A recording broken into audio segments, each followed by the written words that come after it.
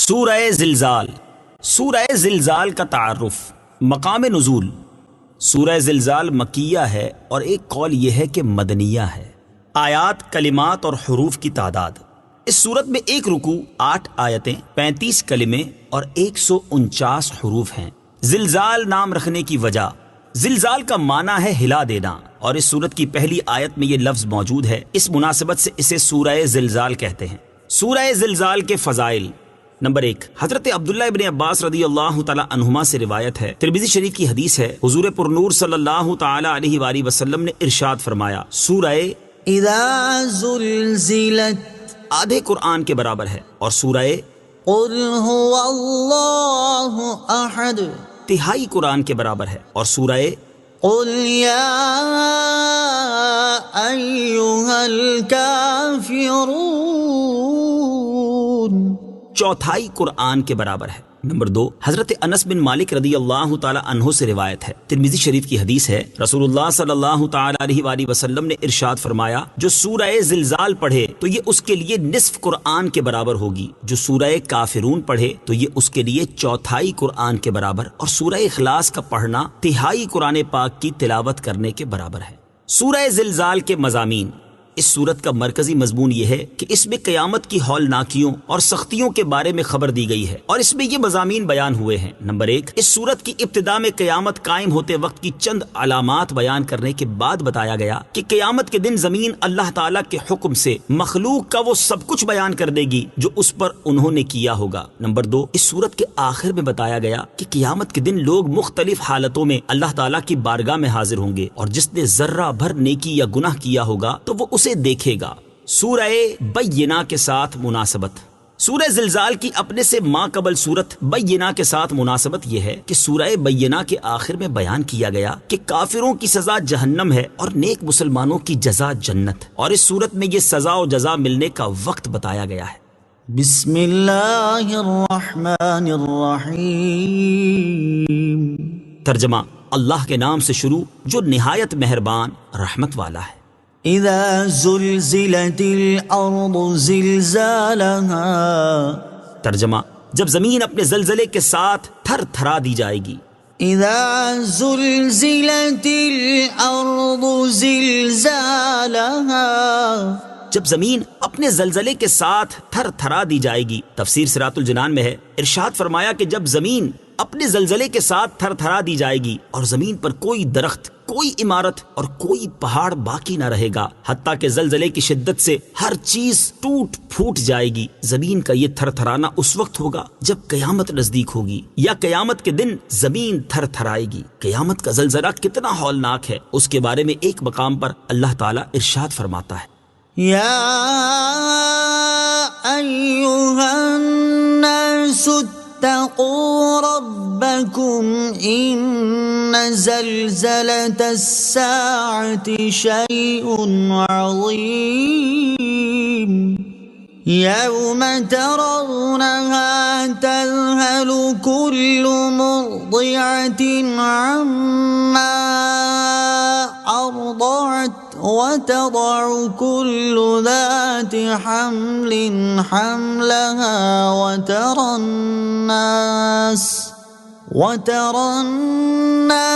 سكارى وما هم بسكارى ولكن عذاب الله شديد۔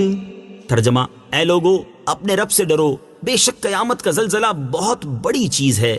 جس دن تم اسے دیکھو گے تو یہ حالت ہوگی کہ ہر دودھ پلانے والی اپنے دودھ پیتے بچے کو بھول جائے گی، اور ہر حمل والی اپنا حمل ڈال دے گی، اور تو لوگوں کو دیکھے گا جیسے نشے میں ہیں، حالانکہ وہ نشے میں نہیں ہوں گے، لیکن ہے یہ کہ اللہ کا عذاب بڑا شدید ہے۔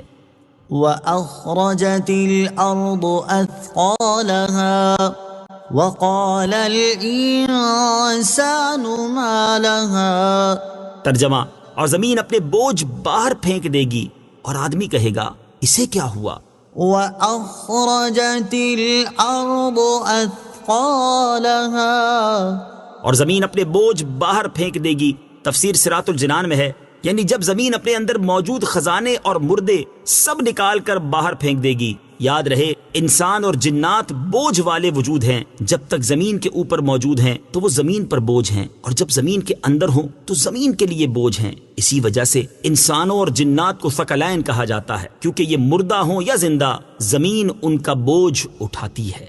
زمین کے اس عمل کے بارے میں ایک اور مقام پر اللہ تعالیٰ ارشاد فرماتا ہے، وَإِذَا الْأَرْضُ مُدَّتْ وَأَلْقَتْ مَا فِيهَا وَتَخَلَّتْ وَأَذِنَتْ لِرَبِّهَا وَحُقَّتْ يَا أَيُّهَا الْإِنسَانُ إِنَّكَ كَادِحٌ إِلَى رَبِّكَ كَدْحًا فَمُلَاقِيهِ۔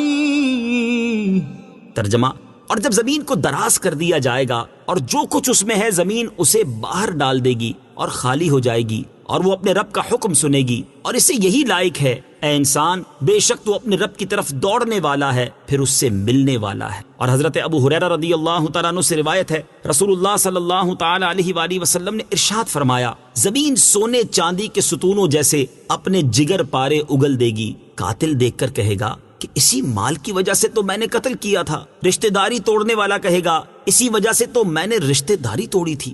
چور دیکھ کر کہے گا اسی مال کی وجہ سے میرا ہاتھ کاٹا گیا تھا۔ پھر سب اس مال کو چھوڑ دیں گے اور کوئی اس میں سے کچھ نہیں لے گا۔ وَقَالَ الْإِنسَانُ مَا لَهَا، اور آدمی کہے گا اسے کیا ہوا؟ یعنی اس زلزلے کے وقت جو لوگ موجود ہوں گے وہ حیرت سے کہیں گے زمین کو کیا ہوا کہ ایسی مضطرب ہوئی اور اتنا شدید زلزلہ آیا کہ جو کچھ اس کے اندر تھا اس نے سب باہر پھینک دیا۔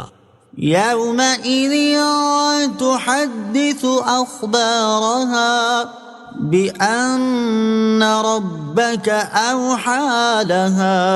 ترجمہ، اس دن وہ اپنی خبریں بتائے گی اس لیے کہ تمہارے رب نے اسے حکم بھیجا۔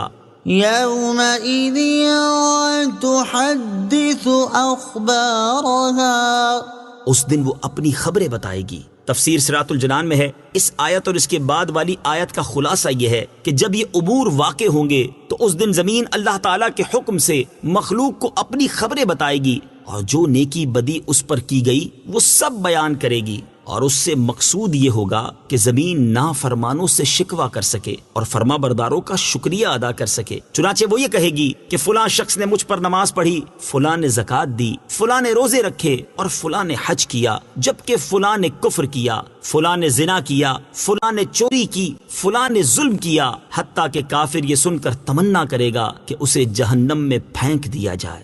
ہمارے اعمال کے گواہ، اس سے معلوم ہوا کہ زمین ہمارے اعمال پر گواہ ہے، اور قیامت کے دن یہ ہمارے سامنے ہمارے اعمال بیان کر دے گی۔ حضرت ابو ہریرہ رضی اللہ تعالی عنہ فرماتے ہیں، ترمذی شریف کی حدیث ہے، رسول اللہ صلی اللہ تعالی علیہ وآلہ وسلم نے یہ آیت يَوْمَئِذٍ تُحَدِّثُ أَخْبَارَهَا تلاوت فرمائی، پھر ارشاد فرمایا، تم جانتے ہو کہ اس زمین کی خبریں کیا ہیں؟ صحابہ کرام نے عرض کی اللہ تعالیٰ اور اس کے رسول صلی اللہ تعالی علیہ وآلہ وسلم زیادہ جانتے ہیں۔ حضور اقدس صلی اللہ تعالی علیہ وآلہ وسلم نے ارشاد فرمایا، اس کی خبریں یہ ہیں کہ وہ ہر مرد و عورت پر اس کے ان اعمال کی گواہی دے گی جو انہوں نے اس کی پیٹھ پر کیے۔ وہ کہے گی اس نے فلاں دن یہ عمل کیا اور اس نے فلاں دن یہ عمل کیا، یہی اس کی خبریں ہیں۔ لہٰذا ہر انسان کو چاہیے کہ وہ گناہ کرتے وقت زمین سے محتاط رہے۔ حضرت ربیعہ جرشی رضی اللہ تعالی عنہ سے روایت ہے، رسول اللہ صلی اللہ تعالی علیہ وآلہ وسلم نے ارشاد فرمایا، زمین سے محتاط رہو کہ یہ تمہاری اصل ہے، اور جو کوئی اس پر اچھا یا برا عمل کرے گا یہ اس کی خبر دے گی۔ اسی طرح ہمارے اعضاء جن سے ہم گناہ کرتے ہیں یہ بھی ہمارے اعمال پر گواہ ہیں، اور قیامت کے دن یہ وہ سب اعمال بیان کر دیں گے جو ان سے کیے گئے ہوں گے۔ چنانچہ اللہ تعالیٰ ارشاد فرماتا ہے،